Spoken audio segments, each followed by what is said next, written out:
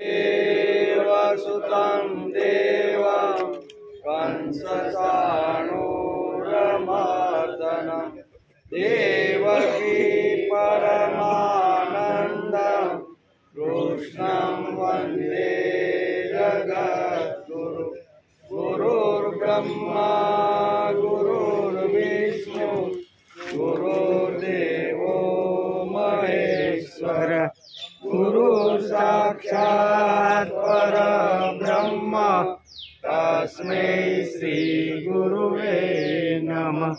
नारायणं नमस्कृत्यं नरं चैव नरोत्तमं देवीं सरस्वतीं व्यासं ततो जयमुदीरये ततो जयमुदीरये।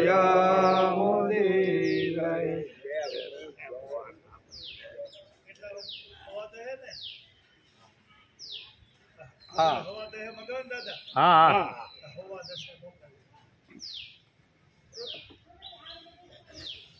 सुंदर वारिजवदनं निर्जितमदनं आनंद सदनं मुकुटधरं गुंजाकृतिहारं विपिन विहारं परमोदारं चिरहरं वल्लभपटपेतं कृतयोपवेतं करणवनीतं विबुधवरं भजनन्दकुमारं सर्वसुखसारं तत्त्वविचारं ब्रह्मपरं। सुंदर वारिज वदनम निर्जित मदनम आनंद सदनम मुकुटधरम। જેમનું કમળ સમાન સુંદર મુખ છે, પોતાની કાંતિથી કામદેવ પર જેણે વિજય પ્રાપ્ત કર્યો છે, આનંદના સાગર મુકુટધારી ચણોઠીની માળા જેમણે પહેરી છે, તે વૃંદાવનમાં વિહાર કરનાર પરમ ઉદાત અને ગોપીઓના ચીરનું હરણ કરનાર, પિતાંબર જેને પ્રિય છે, સુંદર યજ્ઞોપવિત જેણે ધારણ કરી છે અને હાથમાં માખણ લીધું છે, એવા સમસ્ત સુખોના સારભૂત પરબ્રહ્મ સ્વરૂપ નંદકુમાર શ્રી કૃષ્ણને તત્વ જાણીને ભજો. એમ મહાપ્રભુજી વલ્લભાચાર્ય આવી રીતના ઘણા બધા ભગવાનના માટે વિશેષણો લગાડ્યા છે. આજે શ્રીમદ ભાગવતની શરૂઆત થઈ એનો 203 દિવસ છે. આજ ગઈકાલે આપણે શ્રીમદ ભાગવતના મહાપુરાણના 10મા સ્કંદના 44મા અધ્યાયનો આપણે અભ્યાસ કર્યો.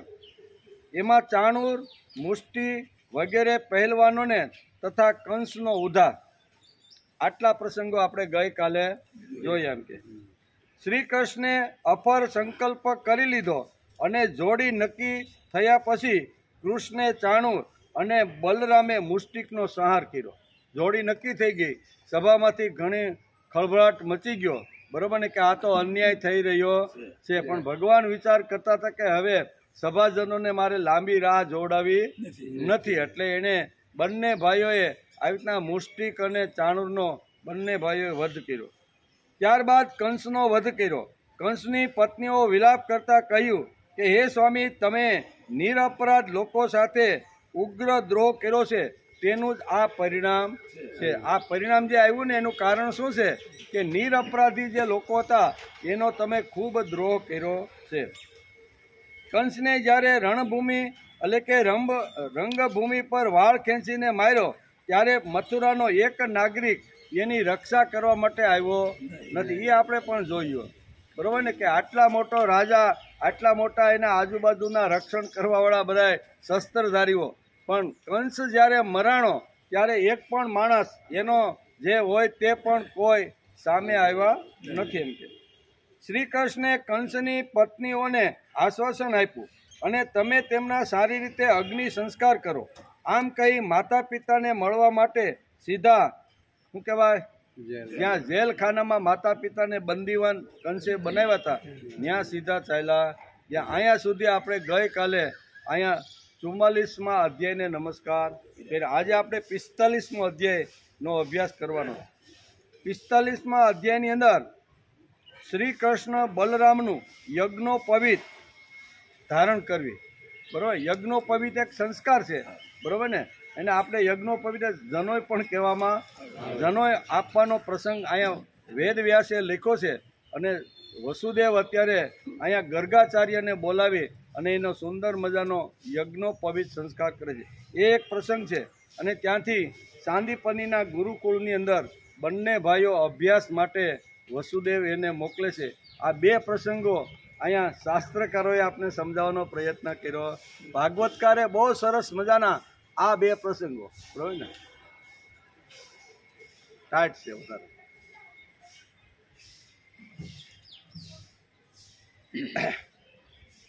શ્રી શુક ઉવાચ પિતરાઉ પલબાર્ધો વિદિત્વા પુરુષોત્તમમ મા ભુદિતિ નિજમ માયા તનાન જનમોહિનમ ઉવાચ પિતરાયેત્વ સાગ્રજ સાત્વ સર્ભસ પ્રસ્ય યાવત પ્રીણ.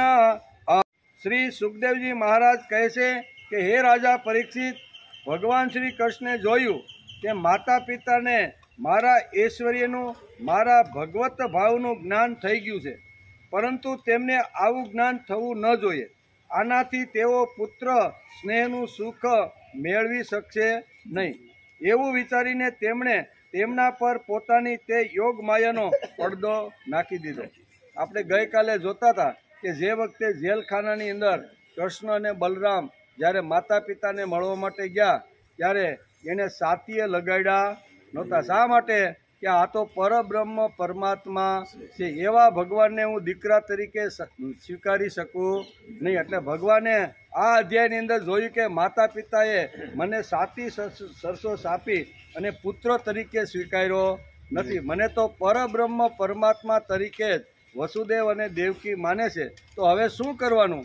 ત્યારે ભગવાન વિચાર કરે છે કે મારા માતા પિતાના આવી તો માયાનો એવો પડદો નાખી દઉં કે એ મને પુત્ર તરીકે જોવે. એમ અહીં સુખદેવજી મહારાજ અત્યારે રાજા પરીક્ષિતને આ વાત સમજાવે છે. એવું વિચારીને તેમણે તેમના પર પોતાની તે યોગ માયાનો પડદો નાખી દીધો, જે તેમના સ્વજનોને મુગ્ધ કરીને તેમની લીલામાં સહાયક થાય છે. બરાબર, નહીતર ભગવાનને જે કાંઈ આગળની બધી લીલાઓ કરવાની છે એમાં થોડુંક આવી રીતની બાધા પડે. એટલે ભગવાને વિચાર કર્યો કે મારા માતા પિતાના મનની અંદર હું બ્રહ્મ છું, હું પરમાત્મા છું, ઉત્પત્તિ સ્થિતિ અને લય કરવાળો છું. તેથી આ એના મનમાં જો કાયમ માટે રહેશે ને તો આગળના કામ થશે નહીં. તેથી આ વેદવ્યાસ લખે છે અને સુખદેવજી મહારાજ રાજા પરીક્ષિતને કહે છે કે આ પ્રમાણે ભગવાન કૃષ્ણે પોતાના માતા પિતા માટે માયાનો પડદો રાખી દીધો. માયાનો પડદો રાખી દીધો. આ યદુ વંશ શિરોમણી ભગવાન શ્રી કૃષ્ણ મોટાભાઈ બલરામજીની સાથે પોતાના મા બાપ પાસે જઈને આદર અને વિનયપૂર્વક નમીને હે માતા, હે પિતા, આ સંબંધોથી તેમને પ્રસન્ન કરતા કહેવા લાગ્યો. માયાનો પડદો હટી ગયો. બરાબર, જે કાંઈ હતી કે આ મારો ભગવાન છે એ માયાનો પડદો ભગવાને હટાવી દીધો. હે માતા, હે પિતા, અમે તમારા પુત્ર છીએ અને તમે અમારા હંમેશને આતુર રહ્યા છો. તેમ છતાં અમારી બાલ્યાવસ્થાનું, પૌંગડ અવસ્થાનું અને કિશોર અવસ્થાનું સુખ અમે તમને આપી શક્યા નથી. અમે બંને ભાઈઓ તમારા પુત્ર છીએ, પણ બાળપણનું જે સુખ તમને મળવું જોઈએ એ અમે તમને આપી શક્યા નથી. કમનસીબે અમને આમની પાસે રહેવાનું સૌભાગ્ય પણ પ્રાપ્ત ન થયું. તેથી બાળકોને માતા પિતાના ઘરમાં રહીને જે લાડ પ્યારનું સુખ મળે છે તે અમને પણ ન મળી શક્યું. પિતા અને માતા આ શરીરને જન્મ આપે છે અને આનું લાલન પાલન પણ માતા પિતા જ કરે છે. તેથી માતા પિતાનો લાડ અમને મળ્યા નથી ને અમારો પ્રેમ જે તમને મળવો જોઈએ એ તમને પણ મળ્યો નથી. આવી રીતના જેલખાનાની અંદર અત્યારે ભગવાન માતા પિતાને નમસ્કાર કરી અને આ વાત અત્યારે સમજાવી રહ્યા છે. તમારા દ્વારા જ અમારો જન્મ થયો છે.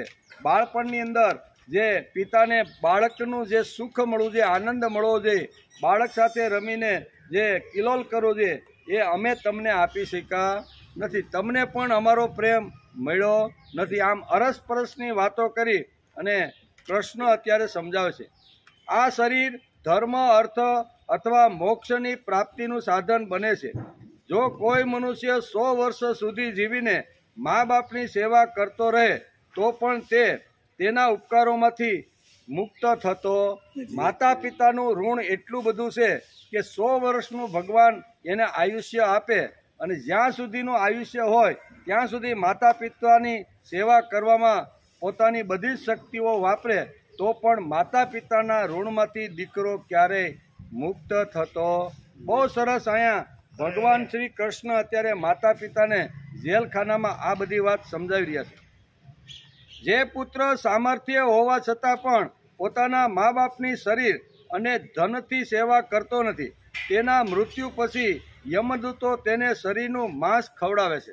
આટલી હાલત થાય. જેણે મા બાપની સેવા કરી નથી, મા બાપને જેણે તરસોડી દીધા છે, મા બાપને જે વૃદ્ધાવસ્થામાં જે મોકલી જાય છે, એના માટે ભાગવતકાર બહુ સરસ રીતનું અહીંયા સમજાવવાનો પ્રયત્ન કરે છે કે જેણે જન્મ આપ્યો, જેણે અમને પોષણ કર્યા, જેણે અમને નાના મોટા કર્યા, જેણે અમને સંસ્કાર આપીને જગતના આંગણામાં હસતા રમતા ખીલતા રાખ્યા છે, એ જ મા બાપને અમે તરસોડી દઈએ, એની સેવા ન કરીએ અને એને ગમે તેવી આવી રીતના ધકેલી દઈએ તો અહીંયા વેદવ્યાસ લખે છે કે અહીંયા કોનું માંસ, તો કે અહીં કે શરીરનું માંસ ખવડાવવા જેવી સ્થિતિ એની થાય છે.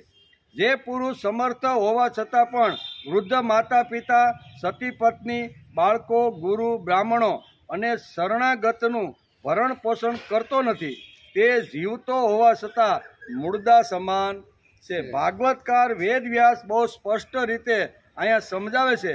ભગવાન પણ આ જ ઉપદેશ અત્યારે માતા પાસે જઈને સમજાવે છે કે અમે તમને સુખ આપી શક્યા નથી, અમારું શું થશે એ તો આગળ જોશે. પણ કહેવાનો અર્થ કે જે માતા પિતાને સુખ આપી શકતો નથી અથવા સુખી કરતો નથી ને, એ આ જગતની અંદર મળદા સમાન છે. તેથી ઘણીવાર આપણને થાય કે 15-16 વર્ષનો બાળક નાનો હોય, બરોબર ને, એને ગમે તેમ ભમરાવી આમ તેમ કરીને ઘણીવાર ઘણા લોકો એને સંન્યાસીનો વેશ ધારણ કરી અને બ્રહ્મચારી બનાવી દેતો હોય છે. ભાગવતકાર જો એ લોકો જો વાંચે ને ભાગવત, તો એને ખબર પડે છે કે પિતા અને માતાના ઋણમાંથી 100 વર્ષ સુધી જો એની સેવા કરી તો પણ બાળક એના ઋણમાંથી મુક્ત થતો નથી. તેથી જેણે મને જન્મ આપ્યો, જેણે મને પાળ્યો અને પોષ્યો છે, એના ઋણમાંથી ગમે તેટલું એના માટે ચામડીના જોડા બનાવીને પણ જો મા બાપને પહેરાવું ને તો એના ઋણમાંથી માણસ મુક્ત થતો નથી, એમ ભાગવતકાર કહે છે.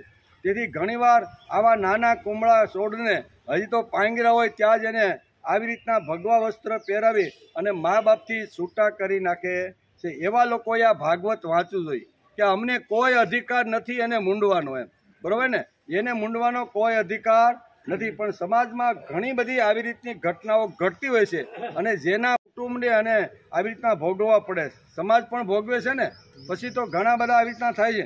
તેથી ભાગવતકારે બહુ સ્પષ્ટતા, વેદવ્યાસ જેવા મહાપુરુષ મળ્યા છે, એણે બહુ જ સ્પષ્ટ રીતે આ વાતો સમજાવવાનો પ્રયત્ન કર્યો છે. હે પિતાજી, અમારા આટલા દિવસો વ્યર્થ ચાલ્યા ગયા. 11 વર્ષ ને 52 દિવસ જે છે ને એ અમારા વ્યર્થ ચાલ્યા ગયા. અમે તમને ન સંભાળી શક્યા, તમે અમને ન સંભાળી શક્યા. અમારા આવી રીતના દિવસો ચાલ્યા ગયા. કારણ કે કંસના ભયથી હંમેશા વ્યાકુળ રહેવાના કારણે અમે તમારી સેવા કરવામાં અસમર્થ હતા. અમને ખબર હતી કે અમે મા બાપની સેવા અમારે કરવી જોઈએ, પણ કંસનો એવો હાહાકાર મચી ગયો હતો કે જેથી અમે તમારી સેવા કે કરી શક્યા નથી. હે માતા, હે પિતા, આપ બંને અમને ક્ષમા કરો. આમ કૃષ્ણ 2 હાથ જોડી અને માતા પિતા જે જેલખાનામાં છે ત્યાં ગયા અને 2 હાથ જોડીને કહે છે કે હે માતા, હે પિતા, તમે અમને ક્ષમા કરો. અરે દુષ્ટ કંસે તમને બહુ કષ્ટ આપ્યું, પરંતુ અમે પરતંત્ર હોવાના કારણે તમારી કોઈ સેવા શુશ્રૂષા કરી શક્યા અમે પરતંત્ર હતા અને પરતંત્ર હોવાના કારણે અમે તમારી સેવા કરી શક્યા નથી. આમ કરી અને 9 શ્લોકની અંદર અહીંયા ભગવાન કૃષ્ણ જેલની અંદર ગયા પછી માતા પિતા માટે આવો વિચાર એની સામે મૂકે છે. શ્રી સુખદેવજી ઉવાચ, સુખદેવજી કહેશે ફરીથી, ઇતિ માયા મનુષ્યસ્યો હરેર્વિશ્વાત્મનો ગિરા મોહિતા વાંગમયોરોપ્ય પરિસ્વજાતતોર્ધમ. હે રાજા પરીક્ષિત, એમ સુખદેવજી કહે છે. સુખદેવજી કહે છે કે હે રાજા પરીક્ષિત, પોતાની લીલાથી મનુષ્ય બનેલા વિશ્વાત્મા શ્રીહરિની આ વાણીથી મોહિત થઈ દેવકી વસુદેવે તેમને ખોળામાં બેસાડ્યા. અત્યાર સુધી તો એને માયાનો પડદો હજી હટ્યો નહોતો. ભગવાને એવી સુંદર મજાની માયા એની આંખની અંદર મૂકી દીધી કે આ જ મારા પુત્રો છે. અત્યાર સુધી તો એ બ્રહ્મ તત્વની અંદર આ મારા પુત્રો છે એવું સમજતા હતા, પણ ભગવાને જ્યારે એને માયાના પડદો બરોબર આવી રીતનો નાખી દીધો ત્યારે દેવકી અને વસુદેવ વિચાર કરે છે કે આ તો મારા જ બંને પુત્રો છે. ખોળામાં બેસાડ્યા, હૃદયે ચાંપીને પરમાનંદને પ્રાપ્ત કર્યા. હે રાજન, તેઓ સ્નેહવાસમાં બંધાઈને પૂર્ણપણે મોહિત થઈ ગયા અને અશ્રુધારાથી તેમનો અભિષેક કરવા લાગ્યા. ત્યાં સુધી કે આંસુઓના કારણે ગળું રૂંધાઈ જવાથી તેઓ કાંઈ બોલી શક્યા. જ્યાં સુધી આંખમાં આંસુ હતા ત્યાં સુધી આંસુથી બંને બાળકોનો આવી રીતનો અભિષેક કરવા લાગ્યા. દેવકી નંદન ભગવાન શ્રી કૃષ્ણે આ પ્રમાણે પોતાના માતા પિતાને સાંત્વના આપીને પોતાના માતામહ એટલે નાના ઉગ્રસેનને યાદવોના રાજા બનાવી દીધા. પછી સીધા જ્યાં ઉગ્રસેનને કંસ રાજાએ અહીંયા કેદમાં જ્યાં પૂર્યો હતો, આ બંને માતા પિતાને છોડાવી અને જ્યાં ઉગ્રસેનને આવી રીતનો બંધ કહેવાય જેલમાં નાખ્યા હતા કંસે, ત્યાં સીધા જ્યાં એમને પણ છોડાવ્યા. એમણે છોડાવ્યા પછી ઉગ્રસેન એકદમ ગદગદ કંઠે કહેવા લાગ્યા કે તમે ખૂબ જ સરસ અને મોટું કલ્યાણકારી કામ કર્યું છે. તેથી આ મથુરાનું જે રાજ્ય છે ને એ રાજ્યના અધિકારી તમે છો. કંસનો વધ કર્યા પછી હકદાર તમે બનો છો. તેથી તમે મથુરાનું રાજ્ય તમે સંભાળો. આમ નાના બંને બાળકોને અત્યારે ઉગ્રસેન કહે છે. એ વખતે કૃષ્ણ કહે છે કે મેં રાજ્ય લેવા માટે અથવા આવી રીતનો સત્તા લેવા માટે મેં કંસને માર્યો નથી. વર્ષોથી પરંપરાથી આ એક પરંપરા હાલી આવે છે. રાજ્ય તો તમારું જ છે, તમારે પણ મથુરાના રાજા બનીને રાજ્ય કરવાનું છે. એટલે નિર્લોભ વૃત્તિ આને કહેવાય. ગમે તેટલું કંસને માર્યા પછી આ રાજ્ય તો હકીકતે કૃષ્ણનું જ ગણાય. પણ અહીંયા ઉગ્રસેન જ્યારે આગ્રહ કરે છે ત્યારે કૃષ્ણ કહે છે કે નિર્લોભ વૃત્તિથી મેં આ કામ કર્યું છે. રાજ્ય સત્તા સંપત્તિ મને મળે અને હું મથુરાનો અધિપતિ બનું એટલા માટે મેં કંસનો વધ કર્યો નથી. આ રાજ્ય તમારું છે, તમારે સિંહાસન ઉપર બેસી અને અમે તમારો રાજ્યાભિષેક કરવાના છે. આવી બધી વાતો વેદવ્યાસે ભાગવતમાં સુંદર રીતે લખી છે. સંબંધીઓને શોધીને બોલાવ્યા. તેમને ઘર છોડીને બહાર રહેવાનું મોટું કષ્ટ ઉઠાવ્યું પડ્યું. ભગવાને તેમનો સત્કાર કર્યો, સાંત્વના આપી અને તેમને બહુ જ ધન સંપત્તિ આપીને તૃપ્ત કર્યા તથા પોતાના ઘરોમાં વસાવી દીધા. હવે તમામ યાદવો ભગવાન શ્રી કૃષ્ણ અને બલરામજીના બાહુબળથી બધા સુરક્ષિત થઈ ગયા. જ્યાં ગયા હતા અને જેને કીધું હતું કે અમે તમને મળવા માટે આવશું, ભગવાન અહીંયા કંસનો વધ કર્યા પછી આવી રીતના મળવા માટે જાય છે. પછી કહે છે કે હે રાજા પરીક્ષિત, ભગવાન કૃષ્ણ જ પૂર્ણ વિશ્વના વિધાતા છે. તેમણે કંસના ભયથી આકુલ થઈને આમ તેમ ભાગી ગયેલા યાદવો વૃષ્ણિ, અંધક, મધુ, દાસાર અને કુકુરને પાછા ફરીથી બોલાવી લીધા. કંસના ભયથી આ બધી મોટી જે વસાહતો હતી ને એ મથુરા છોડીને આજુબાજુના વિસ્તારમાં રહેવા માટે વહી ગઈ હતી. અહીંયા કંસ મૃત્યુ પામ્યો છે એવા સમાચાર બધી જગ્યાએ મોકલી અને આ બધી વસાહતો કઈ હતી? યાદવો હતા, પછી એમાં વૃષ્ણિ સંઘના હતા, અંધક હતા, મધુ, આવા અનેક પ્રકારના સંઘો હતા ને એ બધા સંઘોને ફરીથી પાછા બોલાવી લીધા। જેમ આપણે કાશ્મીરની અંદર કોઈ માણસ, ભારતનો કોઈ પણ માણસ કોઈ જમીન ન ખરીદી શકે, નિવાસ ન કરી શકે એવી સ્થિતિ હતી અને જે પંડિતો, ત્યાંના જે વિદ્વાન જ્ઞાની પંડિતો હતા એને મારી અને કાશ્મીરમાંથી બહાર કાઢ્યા। બહાર ન ગયા એને બધાને યમપુરી પહોંચાડી દીધા અને જીવતા જેટલા રહેવા માગતા હતા એ પોટલા ઉછેરી અને કાશ્મીર છોડી અને ભારતના અન્ય ખૂણાની અંદર રહેવા લાગ્યા હતા કે નહીં, બરોબર। અને પછી કોઈ માણસ આવે અને બરોબર ઠીકઠાક કરે અને ઠીકઠાક કરીને જે ઘર બરોબર વ્યવસ્થિત, જે ઘરમાં તમે રહેતા હતા, જે જમીન તમે વાવતા હતા ને એ તમારી જમીન, આમ કાયદામાં ફેરફાર કરી અને જે પંડિતો કાશ્મીર છોડીને જે બહાર ગયા હતા એને બધાને બોલાવીને પાછી એમની જ વસ્તુ, એમનું જે ધન ધાન્ય હતું એ પાછું આપી દીધું। ભાગવતકાર વેદવ્યાસ આપણે અહીંયા સુધી લઈ જાય છે કે કંસને માર્યા પછી આવી રીતના અંધક છે, વૃષ્ણિ સંઘ છે, યાદવ સંઘ છે, એ કંસના ભયથી આજુબાજુના વિસ્તારમાં મથુરા છોડીને જતા રહ્યા હતા। ભગવાન કૃષ્ણે બધાને સંદેશો મોકલાવી અને પાછા બોલાવી અને ગયેલું પાછું જે ધન સંપત્તિ હતી, રાજ્ય હતું ને, જે કાંઈ હતું એ બધું એને પાછું અપાવી દીધું। આ આજના કાળમાં જેમ ઘટના બને છે એમ હજારો વર્ષ પહેલાં પણ ભાગવતકારે વેદવ્યાસે જ્યારે આવી રીતનો કંસ જેવો હરામખોર, નાલાયક અને આવી રીતનો સૃષ્ટિનો નાશ કરવાવાળા કોઈ જ્યારે ઊભા થાય છે ત્યારે એના ત્રાસથી ઘણા બધા ત્રાહિમામ થઈને એ જગ્યા છોડીને બીજે નિવાસ કરતા હોય છે। એટલે અહીંયા ભાગવતકાર વેદવ્યાસ લખે છે કે આવી રીતના ગયેલા જે તમામ હતા એ બધાને ફરીથી અહીંયા કૃષ્ણ બધાને બોલાવી લે છે। હવે તમામ યાદવો ભગવાન શ્રી કૃષ્ણ અને બલરામજીના બાહુબળથી સુરક્ષિત થઈ ગયા। બધાને પાછા બોલાવી દીધા। જેની વસ્તુ અથવા જમીન જાગીર જે કાંઈ હતું ને એ બધું બલરામ અને કૃષ્ણે પાછું અપાવી દીધું। તેમની કૃપાથી તેમને કોઈ પ્રકારનું દુઃખ ન હતું। તેમના બધા મનોરથો સફળ થઈ ગયા હતા। તેઓ કૃતાર્થ થઈ ગયા। હવે તેઓ પોતાના ઘરોમાં આનંદથી રહેવા લાગ્યા। આજે કેમ કાશ્મીરમાં ગયેલા પંડિતો પાછા આવ્યા અને એને કોઈ પ્રકારનો ભય, ડર રહ્યો નહીં। આનંદથી પોતાના બાળકો સાથે કાશ્મીર જેવું જે આખું કહેવાય ને, જે આખું ભારતનું જે ક્રીમ કહેવાય, સૌંદર્ય કહેવાય, ખજાનો કહેવાય ને, એ આપણું કાશ્મીર છે।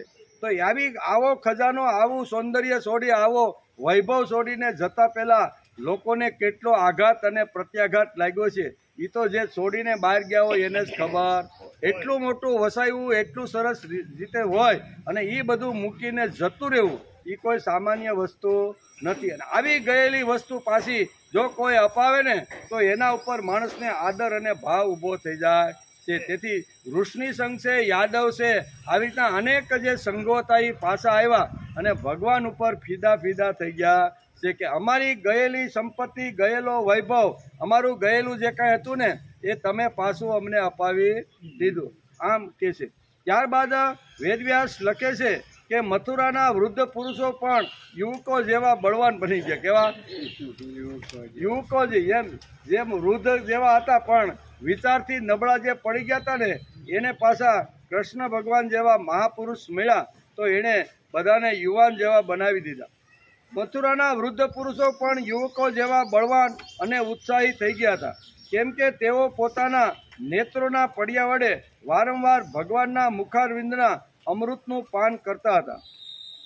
હે પ્રિય પરીક્ષિત, આમ સુખદેવજી કહે છે કે હે પ્રિય પરીક્ષિત, ત્યાર પછી દેવકી નંદન ભગવાન શ્રી કૃષ્ણ અને બલરામજી બંને નંદ બાવા પાસે આવ્યા। ત્યાં પહેલા ગયા વસુદેવ દેવકીને એને છોડાવ્યા, માયાનો પડદો નાખી અને એના પુત્ર છે એવી રીતનો અહેસાસ કરાવ્યો। ત્યાર પછી અહીંયા કેવા ઉગ્રસેન પાસે આવ્યા, એને જ કીધું કે આ રાજ્યના હકદાર તમે જ છો। અને ત્યાર પછી ગયેલા બધા શું કહેવાય, મથુરા છોડીને ગયેલા બધા જે અંધકો હતા એને પણ પાછા બોલાવી લીધા। આમ કરતાં કરતાં નંદ બાવા જે શું કહેવાય બગીચામાં જ્યાં ઉતારો કર્યો હતો એની પાસે અત્યારે જાય છે। કોણ? કૃષ્ણ અને બલરામ એની પાસે ગયા।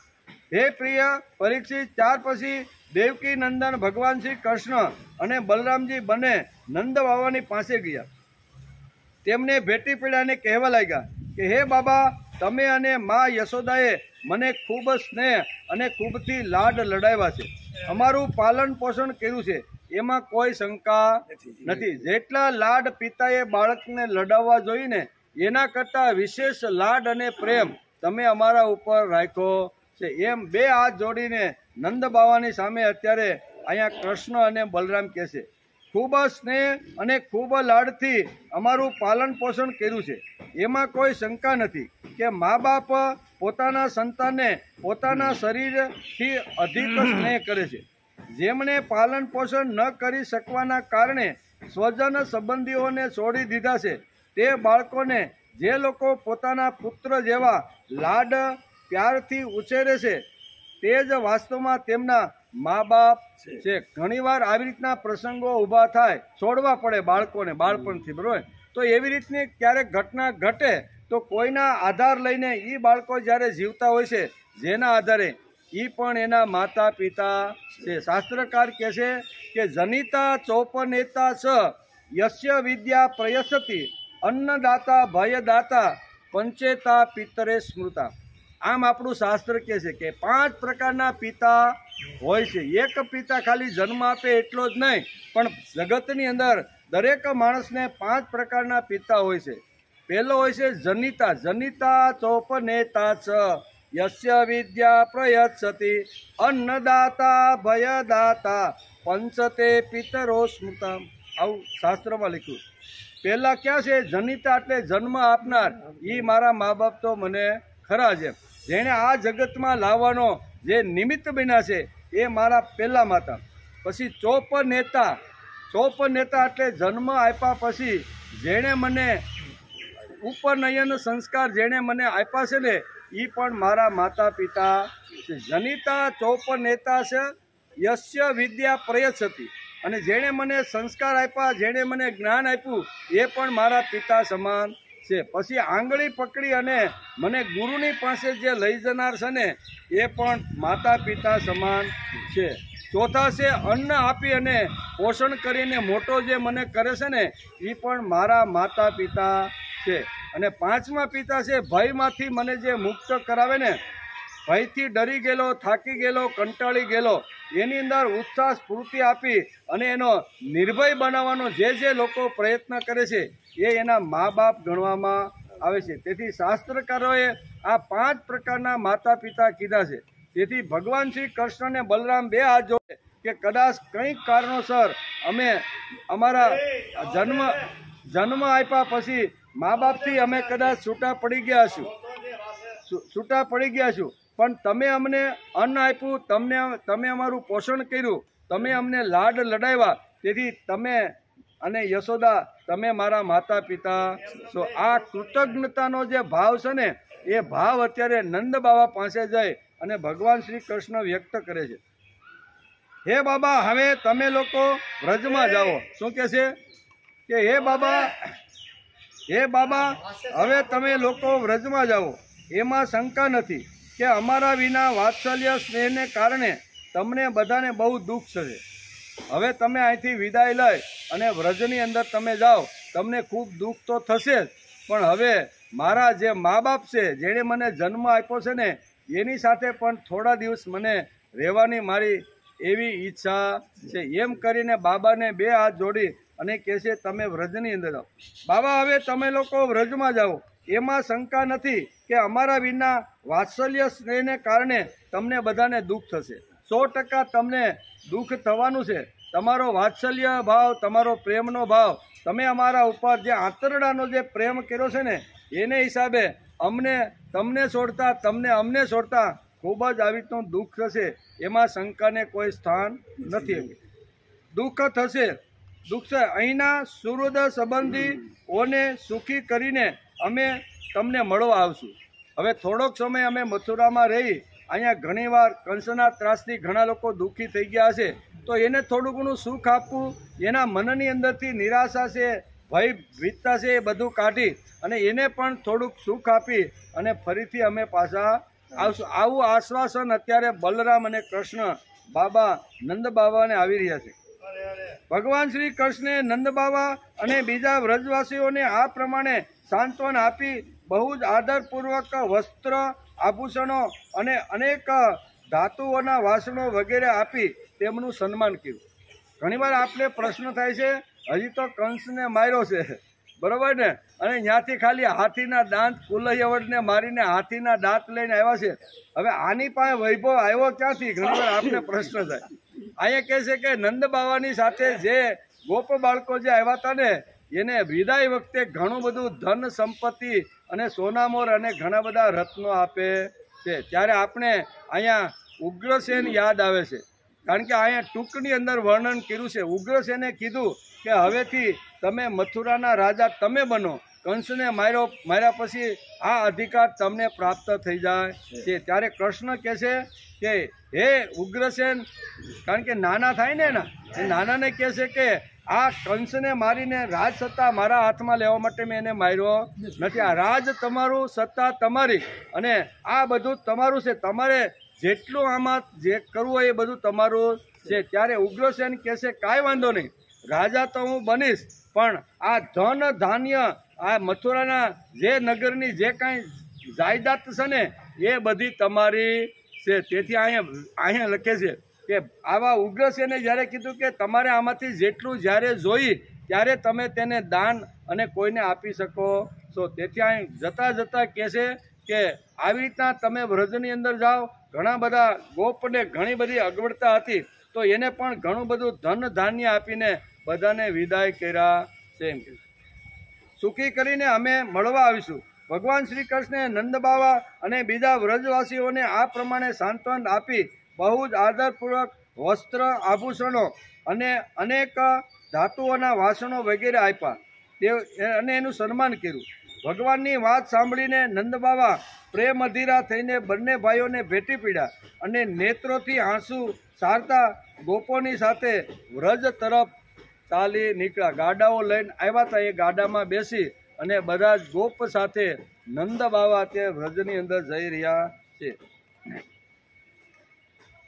સુખદેવજી મહારાજ કહે છે, અથ અસુર સુતો રાજન પુત્રયો સમકારયત પુરોધસ્સ બ્રાહ્મણેશ યથાવત દ્વિજ સંસ્કૃતિ.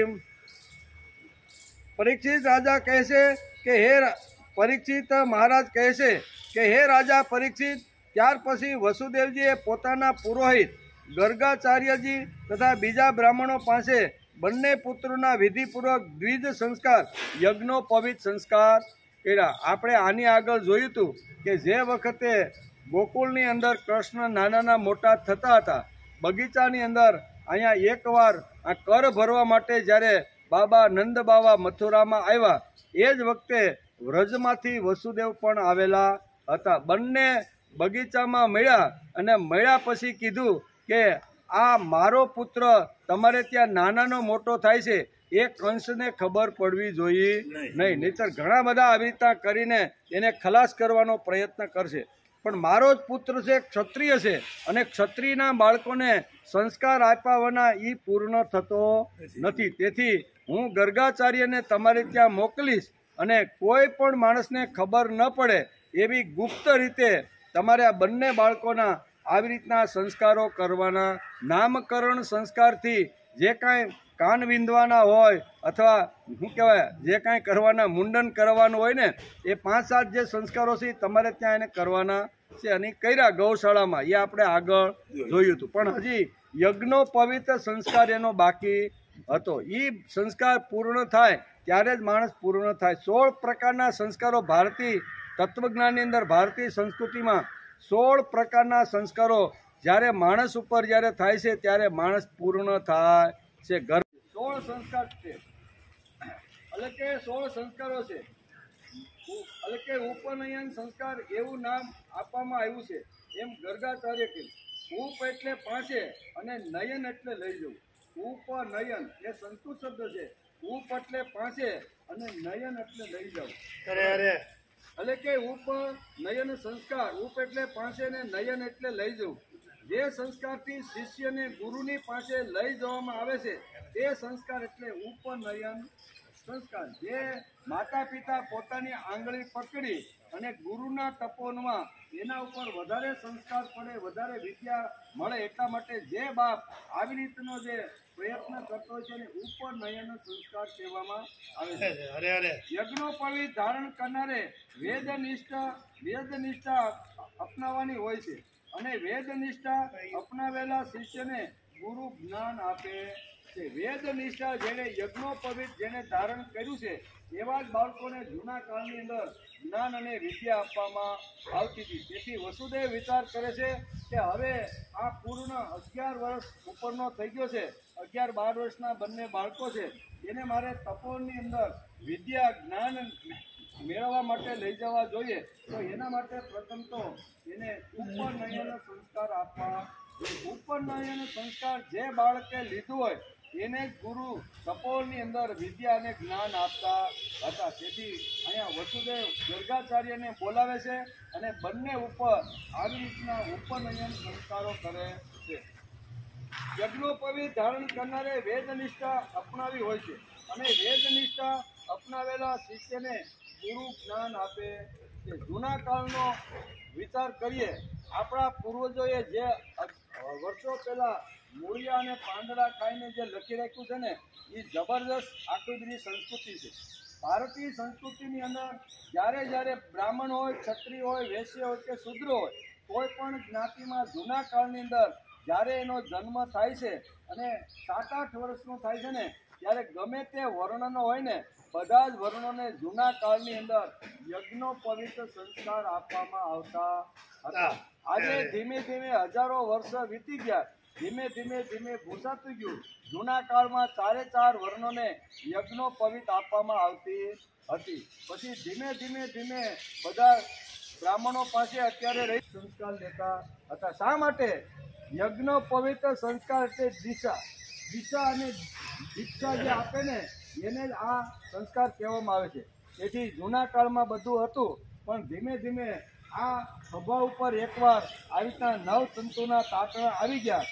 મેં આવી રીતના 4 વેદોને મારા ખભા ઉપર ધારણ કરી લીધા, બ્રહ્મની ગાંઠ વાળી લીધી અને પછી લોકો વિચાર કરવા લાગ્યા, આ તો બંધન આવી ગયું. બંધન આવ્યું, ખાવા પીવાનું હોય, હરવા ફરવાનું હોય, કંઈ કાળા કામ કરવાના હોય અને ખંભા ઉપર આવી રીતના બ્રહ્મ એટલે ભગવાનને બેસાડ્યા હોય અને વેદોની સ્થાપના કરીને દરેક તંતુની અંદર આવી રીતના કર્યું હોય, તો એ હું કાળા ધોળા કે ગમે તે વસ્તુ ખાઈ શકું નહીં. ખાવાની ઈચ્છા છે, ખૂબ છે, પણ આ મારી સંસ્કૃતિ મને આ ન ખાવાની વસ્તુ ખાવાની ના પાડે છે, પણ મને ઈચ્છા થાય છે. તેથી જનોય કાઢીને ખીતીએ ટીંગાડી દે છે અને પછી નોનવેજ આપણે કહીએ ને, નોનવેજ પછી કહેવાય પેલા ઈંડાની લારીએ બધે જાય. એનું કારણ શું છે? એનું કારણ આ છે, એનું કારણ આ છે કે ભાઈ અમને આવું બંધન જોઈતું નથી. એકવાર બંધન આવે એટલે મર્યાદા આવી જાય, અને મર્યાદા આવે એટલે માણસ ખાઈ શકે નહીં. પણ ખાવાની જીભને ચટક પટક થાય એટલે ધીમે આ વર્ષોના અંતે બધા ધીમે બ્રાહ્મણ સિવાય 3 વર્ણના જે લોકો છે, ક્ષત્રિય હોય, વૈશ્ય હોય કે શુદ્ર હોય, એ આવી રીતનું ઘણું દ્રષ્ટિ આપે છે. તેથી ગર્ગાચાર્ય યજ્ઞોપવિત સંસ્કાર કરેલા.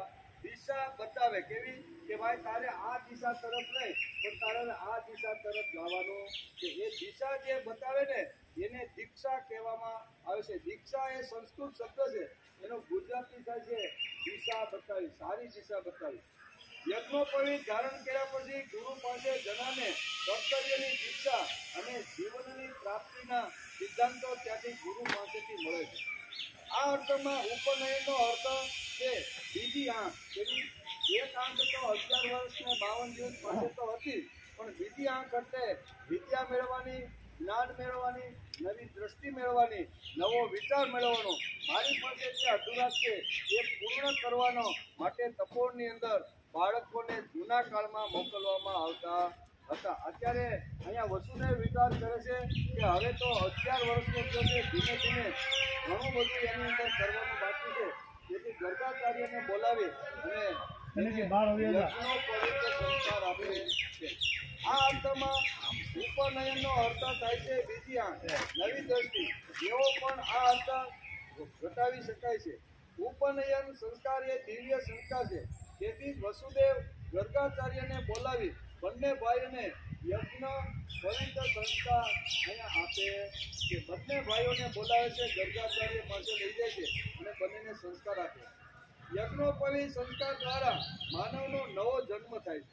એક તો મા બાપે જન્મ આપી દીધો, પણ એક નવો જન્મ થાય છે જ્ઞાનનો, વિદ્યાનો. મારે વિદ્યાની ઉપાસના કરવાની છે. જ્ઞાનની જ્યોત મારે મારા જીવનમાં લાવીને જે જ્ઞાન મને મળ્યું છે એ વિશ્વને અજોડવા માટે મારે એને પ્રદીપ કરવાની.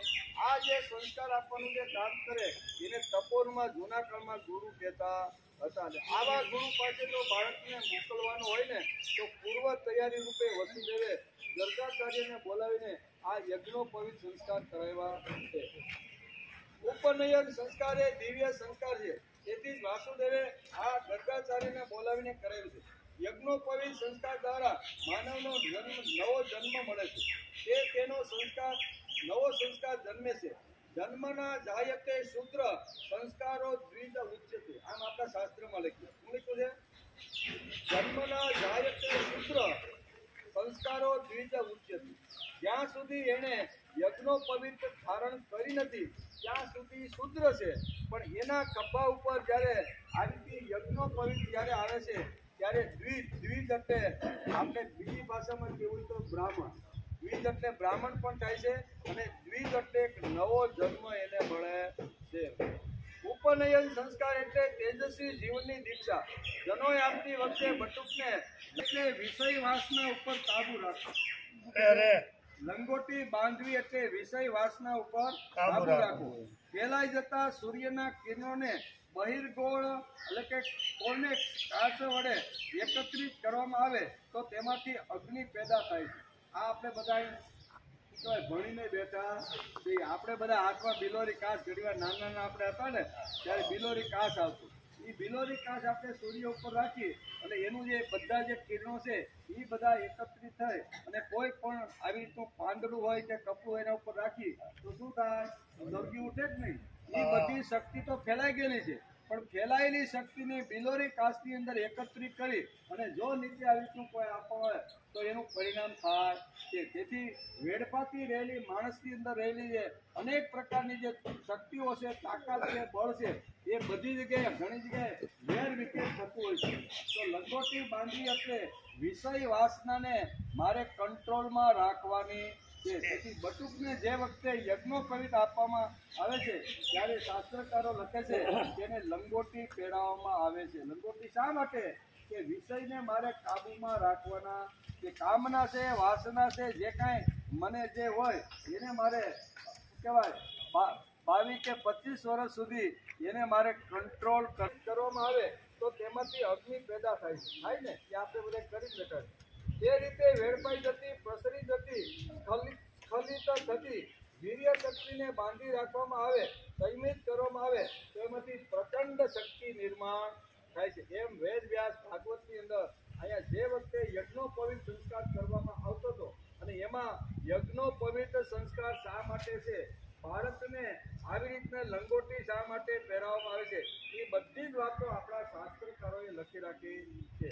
લંગોટી એટલે જીવનમાં એટલું જીવન ગુરુ પાસેથી જેટલું જ્ઞાન મેળવાય ને એ મેળવવાનો પ્રયત્ન માણસે કરવો જોઈએ. એટલે કે ત્યાગને આપેલું પ્રાધાન્ય. તેથી જ વસુદેવ નક્કી કરીને ગર્ગાચાર્યને બોલાવીને યજ્ઞોપવિત સંસ્કાર કરે છે.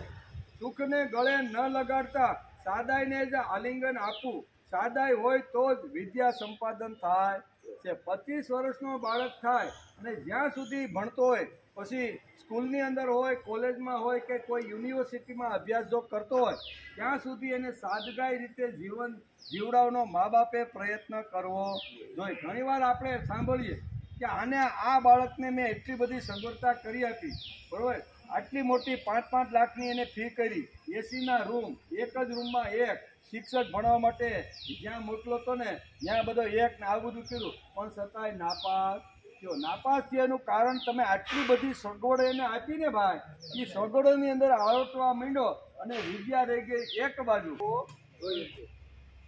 તે ત્યાં શાસ્ત્રકારો લખે છે કે સુખાર્થીના કુતો વિદ્યા. શું લખ્યું છે? સુખાર્થીને કુતો વિદ્યા નિત સુખમ. એટલે જેને સુખ જોઈતું હોય એને વિદ્યા મળતી નથી. જેને વિદ્યા મેળવવાની છે એને થોડીક અગવડ ભોગવાની પણ તૈયારી રાખવી જોઈએ. એટલે કે સુખાર્થીની કુતો વિદ્યા નીતિ સુખમ. તેમજ simple living and high thinking વિદ્યાર્થી અવસ્થામાં માણસની અંદર હોવું. લિવિંગ એટલે જીવન, સિમ્પલ એટલે સાદું. Simple living and high thinking. High એટલે બહુ ઊંચું, વિચારસરણી હંમેશા ઊંચી હોવી જોઈએ, પણ જીવન ધોરણ જીવનની એકદમ સિમ્પલ એટલે સામાન્ય જીવન હોવું જોઈએ. આ જેને સામાન્ય જીવન પોતાનું જીવતો હોય અને ઊંચા જે વિચારો રાખે, સુખ સગવડતાના એટલા બધા સાધનો એને ઊભા કરી દીધા હોય છે કે જેથી એ ભણવામાં એનું ધ્યાન રહેતું નથી. તેથી શાસ્ત્રકારોએ બહુ આ સરસ શ્લોક લખ્યો છે કે સુખાર્થીને કુતો વિદ્યા. સુખ જેને હોય એ કોઈની વિદ્યા પ્રાપ્ત કરી શકતો નથી. કુતો વિદ્યાર્થીનમ સુખમ. વિદ્યાર્થી હોય એને સુખ બહુ આપવાનો પ્રયત્ન ન કરો, એને થોડી અગવડતા પડે એવી રીતનું પણ થોડુંક એને જીવન જીવવાની ટેવ પડાવો. એ પ્રત્યેક મા બાપ જો આવી રીતનો વિચાર કરે ને તો વિદ્યાર્થી આપણા ભણે, નહીંતર સુખ સગવડતા ગમે તેટલી આપશું ને તો પણ એ ભણવાનો નથી. એમ વસુદેવે યજ્ઞનો પવિત્ર ધારણ કરાવતા એટલે કે પહેલા બંને બાળકોને કર્મકાંડ કરવાનો હતો તે બધો જ કર્મકાંડ અહીંયા ગર્ગાચાર્ય પાસે આ બંને બાળકોને કરાવી લીધો. જે વખતે યજ્ઞોપવિત ધારણ કરી